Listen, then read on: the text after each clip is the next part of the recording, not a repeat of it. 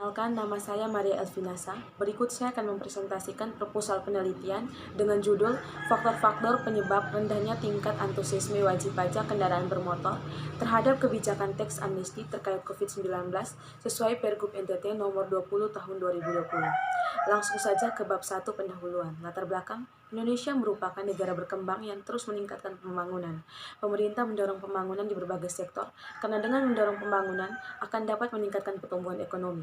Sektor yang menyumbang pendapatan terbesar adalah perpajakan. Sektor perpajakan mampu menopang pembangunan di Indonesia lebih dari 50% daripada sektor-sektor lainnya. Pajak adalah suatu kewajiban menyerahkan sebagian daripada kekayaan ke kas negara disebabkan oleh suatu keadaan, kejadian, dan perbuatan yang memberikan kedudukan tertentu tetapi bukan sebagai hukuman.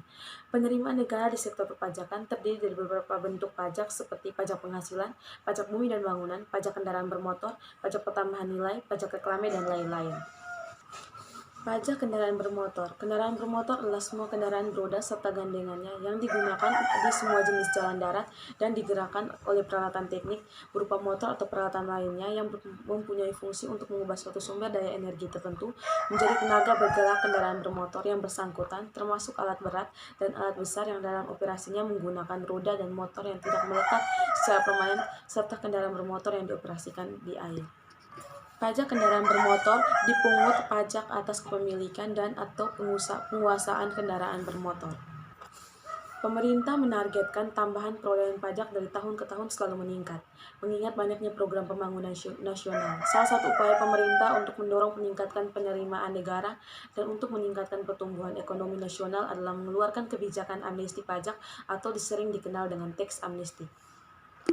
Berdasarkan Undang-Undang Nomor 11 Tahun 2016 Pasal 1 Ayat 1, pengampunan pajak adalah penghapusan pajak yang seharusnya terutang, tidak dikenai sanksi administrasi perpajakan dan sanksi pidana di bidang perpajakan, dengan cara mengungkapkan harta dan membayar uang tebusan sebagaimana diatur dalam Undang-Undang. Ada 3 tujuan teks amnesti berdasarkan Undang-Undang Nomor 11 Tahun 2016 Pasal 1 Ayat 2, yaitu yang pertama mempercepat pertumbuhan dan restrukturisasi ekonomi melalui pengalihan harta. Yang kedua, mendorong reformasi perpajakan menuju sistem perpajakan yang lebih berkeadilan serta berpeluas basis data perpajakan yang lebih valid, komprehensif, dan terintegrasi. Yang ketiga, meningkatkan penerimaan pajak yang antara lain dapat digunakan untuk pembiayaan pembangunan. Adapun kebijakan program amnesti pajak juga dilakukan pada tahun 2020 sebagai upaya mengatasi dampak ekonomi akibat pandemi COVID-19. Melalui Peraturan Gubernur Nusa Tenggara Timur Nomor 20 Tahun 2020, wajib pajak di daerah ini bisa mendapat pembebasan sanksi administrasi pajak kendaraan bermotor selama periode April hingga Agustus 2020. Namun demikian, wajib pajak di Provinsi Nusa Tenggara Timur masih merasa berat untuk memenuhi kewajiban pajak daerahnya, meskipun pemerintah provinsi sudah memberikan keringanan pajak. Bahkan di Kabupaten Sika, Pulau Flores, petugas UPTD, Badan Pendapatan Daerah atau BPD, wilayah Sika sampai berinisiatif untuk mendatangi wajib pajak pemilik kendaraan dari pintu ke pintu. Akan tetapi upaya ini tidak direspon dengan antusias oleh masyarakat. Kepala UPTD BPD wilayah Kabupaten Sika ini mengaku rendahnya respon wajib pajak berdampak pada target penerimaan tahun 2020 yang dipatok senilai 34,6 miliar. Target ini mengalami kenaikan sebesar 6 miliar dibandingkan dengan target pada tahun 2019 lalu yang dipatok senilai 28 miliar. Namun kondisi saat ini membuat target tersebut cukup sulit untuk dicapai dan terhitung sampai dengan 26 Mei 2020 target pajak kendaraan bermotor baru mencapai sebesar 27,9% atau senilai 9,6 miliar. Hal ini dikutip melalui wawancara di News DDTC oleh Kepala UPTD BPD wilayah Kabupaten Sika Stanislaus Kesajawan di Maumere pada hari Kamis tanggal 28 bulan 5 tahun 2020. Berdasarkan masalah tersebut yang membuat peneliti tertarik untuk meneliti dengan mengambil judul Faktor-faktor penyebab rendahnya tingkat antusiasme wajib pajak kendaraan bermotor terhadap kebijakan teks amnesti terkait COVID-19 sesuai Pergub NTT nomor 20 tahun 2020. Rumusan masalahnya, faktor-faktor apa saja yang menyebabkan rendahnya tingkat antusiasme wajib pajak kendaraan bermotor terhadap kebijakan teks amnesti terkait COVID-19 sesuai Pergub NTT Nomor 20 Tahun 2020.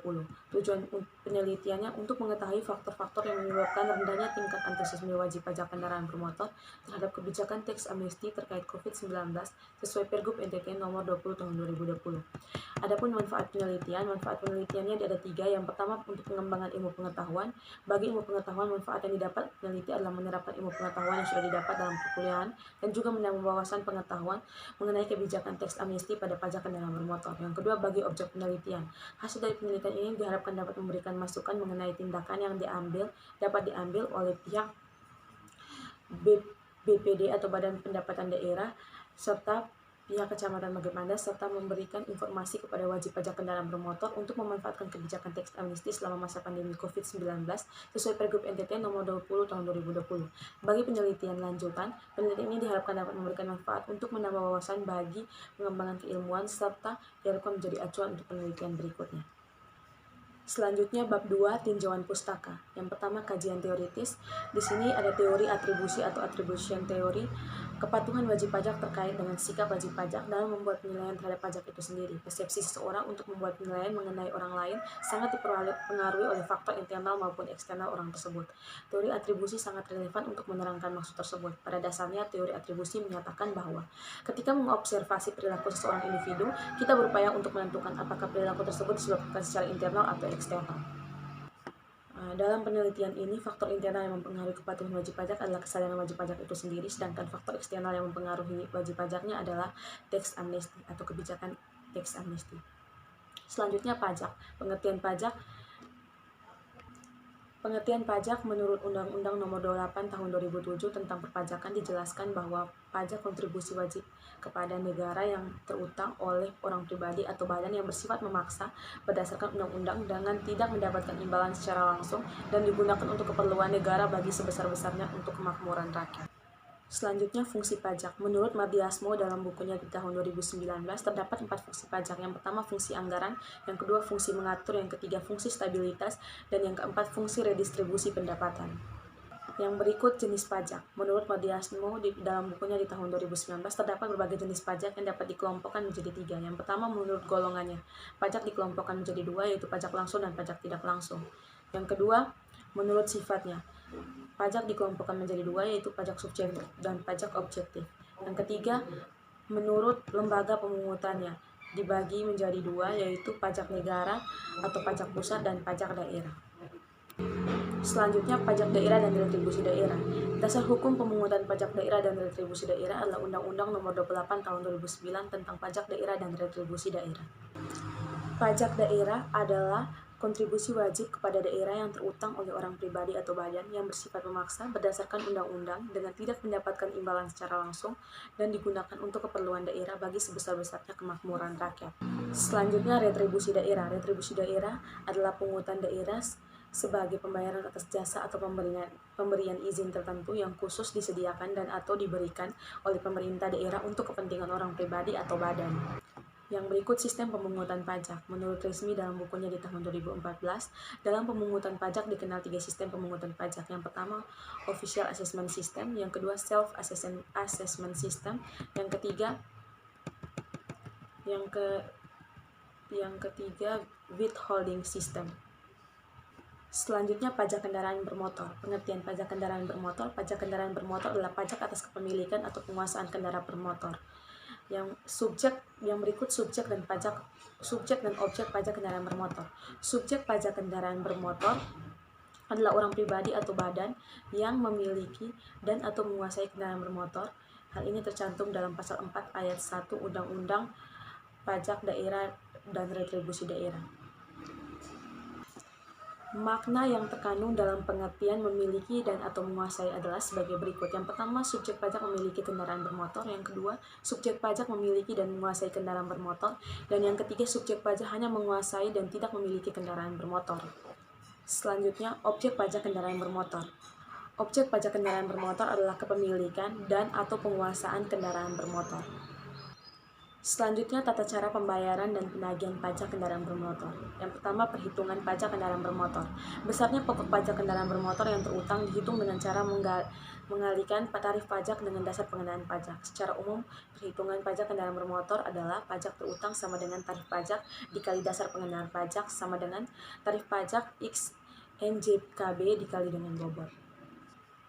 Selanjutnya, tarif pajak kendaraan bermotor, yaitu yang pertama kepemilikan satu kendaraan bermotor oleh orang pribadi sebesar 2% dan meningkat sebesar 0,5% untuk setiap tambahan kendaraan bermotor atau tarif pajak progresif. Yang kedua, kepemilikan kendaraan bermotor oleh badan tarif pajak sebesar 2%. Yang ketiga, kepemilikan kendaraan bermotor oleh yang pertama TNI Polri, pemerintah pusat, dan pemerintah daerah sebesar 0,50%. Berikut angkutan umum, ambulans, mobil jenazah, dan pemadam kebakaran sebesar 0,50%. Sosial keagamaan, lembaga sosial dan keagamaan sebesar 0,50%. Dan yang terakhir, kepemilikan kendaraan bermotor alat berat yaitu sebesar 0,20%. Selanjutnya, sanksi atas pajak kendaraan bermotor. Keterlambatan melaksanakan pendaftaran melebihi waktu yang ditetapkan atau tanggal jatuh tempo dikenakan denda berupa kenaikan sebesar 25% dari pokok pajak ditambah sanksi administrasi berupa bunga 2% per bulan dihitung dari pajak yang kurang atau terlambat dibayar untuk jangka waktu paling lama 24 bulan dihitung saat terutangnya pajak. Selanjutnya, kebijakan teks amnesti terkait COVID-19 sesuai Pergub NTT Nomor 20 Tahun 2020. Yang pertama, pengertian teks amnesti. Berdasarkan Undang-Undang Nomor 11 Tahun 2016 tentang pengampunan pajak, teks amnesti adalah penghapusan pajak yang seharusnya terutang, tidak dikenai sanksi administrasi perpajakan dan sanksi pidana di bidang perpajakan dengan cara mengungkapkan harta dan membayar uang tebusan sebagaimana diatur dalam undang-undang. Pada penerapan teks amnesti terdapat dibagi menjadi 5 jenis, yaitu yang pertama filing amnesti, yang kedua record keeping amnesti, yang ketiga revision amnesti, yang keempat investigation amnesti, yang kelima procession amnesti.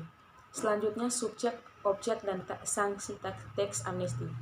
Pasal 1 Peraturan Direktorat Jenderal Pajak Nomor Per/11/PJ/2016 menjelaskan subjek dan objek teks amnesti, yaitu sebagai berikut.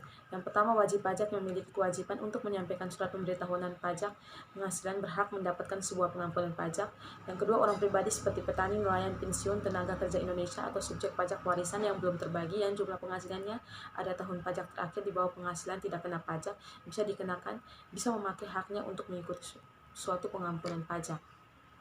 Meski diterapkan untuk menghilangkan sanksi bagi wajib pajak, tetapi penerapan teks amnesti sendiri tidak terlepas dari adanya sanksi yang berlaku untuk wajib pajak yang dengan ketentuan berikut. Yang pertama, wajib pajak yang sudah mengikuti program ini namun kemudian ditemukan harta di luar negeri yang tidak didaftarkan, maka akan mendapatkan sanksi pengenaan 200% pajak karena dianggap tidak jujur dan transparan dalam melakukan pelaporan pajak. Yang kedua, untuk wajib pajak yang tidak mendaftarkan atau melaporkan hartanya secara jujur, maka wajib pajak tersebut tidak akan mendapatkan hak untuk mengikuti program ini lagi selanjutnya. Hal ini akan sangat merugikan karena harta-harta selanjutnya tidak akan mendapatkan pengampunan pajak.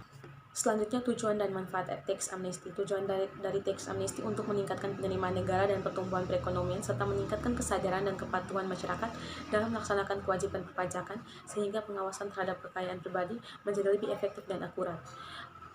Adapun manfaat dari penerapan teks amnesti, yang pertama bagi pemerintah, penerapan teks amnesti di Indonesia dapat meningkatkan penerimaan negara dan dapat berdampak langsung kepada meningkatnya ekonomi negara pada sektor pemerintahan. Hal ini dapat membantu pengembangan Indonesia baik dalam segi infrastruktur maupun fasilitas lainnya. Yang kedua, pengembangan. Penerapan kebijakan teks amnesti dipercaya akan mendorong pertumbuhan sektor properti karena teks amnesti sendiri dapat meningkatkan hubungan antara pengembangan dan investor karena sebelumnya investor di Indonesia tidak terlalu banyak dikenakan tingginya pajak properti di Indonesia. Yang ketiga, investor. Teks amnesti dapat meningkatkan penjualan properti di Indonesia karena pajak properti yang tidak lagi terlalu tinggi. Hal ini tentu akan berkaitan dengan peningkatan pertumbuhan ekonomi di Indonesia.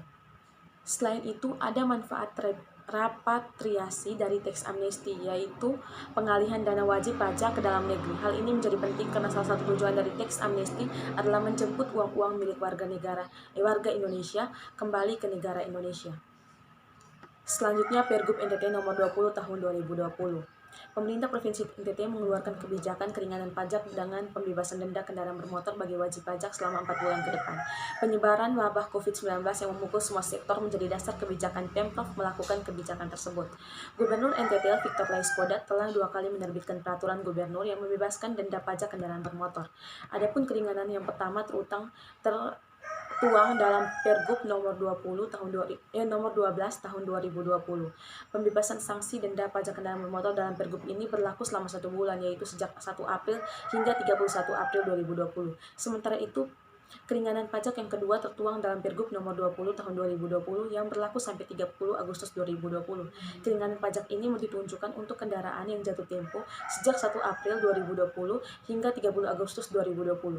Masyarakat yang memiliki jatuh tempo pembayaran pajak pada bulan April sampai Agustus dapat membayarkan setelahnya tanpa diberi denda. Meski demikian, mereka masih tetap harus membayar pokok pajak dari kendaraan tersebut. Kebijakan ini diberlakukan demi meringankan beban masyarakat yang tengah dilanda dampak sebaran virus COVID-19 atau virus corona.